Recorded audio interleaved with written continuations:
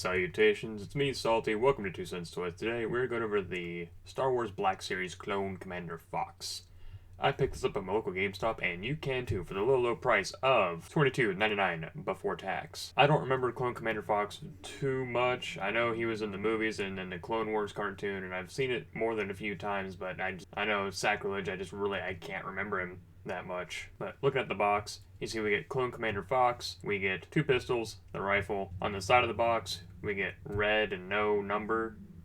Guess he doesn't count. On the other side of the box, we get Clone Co, because they haven't figured out how to shrink the font to fit the entire name other than right there. On the back of the box, we get the little read-up where he serves on Coruscant, and if I remember correctly, he killed 5s in the show, I think. I know that he was affected by Order 66. That's all I really remember. So with all that out of the way, let's get him out of the packaging, go over articulation and all the accessories.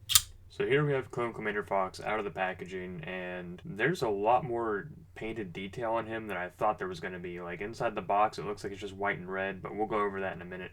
First, in keeping with tradition, of course, we will go over what else was in the packaging. First, we get this long arm, this long rifle, I guess like kind of like a sniper rifle. It's just a black mold, kind of spray painted with a little bit of silver and some weathering.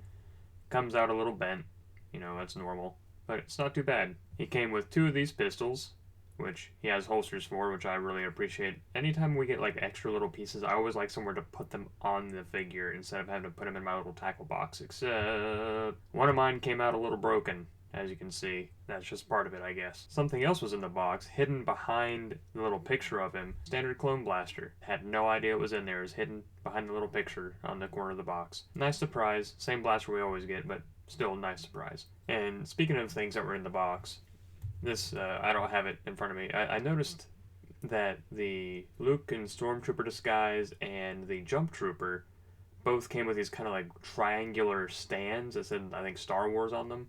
Did they stop doing that? Because all of the Black Series that I've reviewed this week, none of them have had that in there.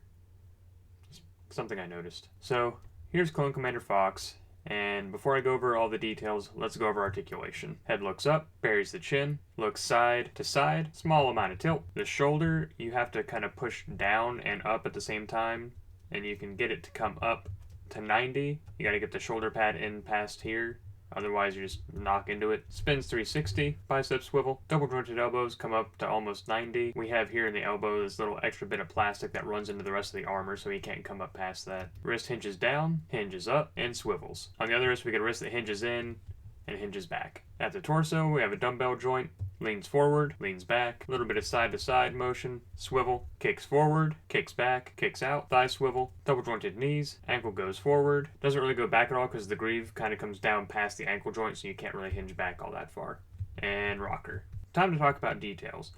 In the box, when I was looking at him, it looked like he was just red and white. It didn't look like there's any kind of detail at all. But there is a lot of kind of like scuffs and scars and battle damage on the pauldrons, on the chest armor, up here in front of the mouth, on top, on that ridge on top of his helmet.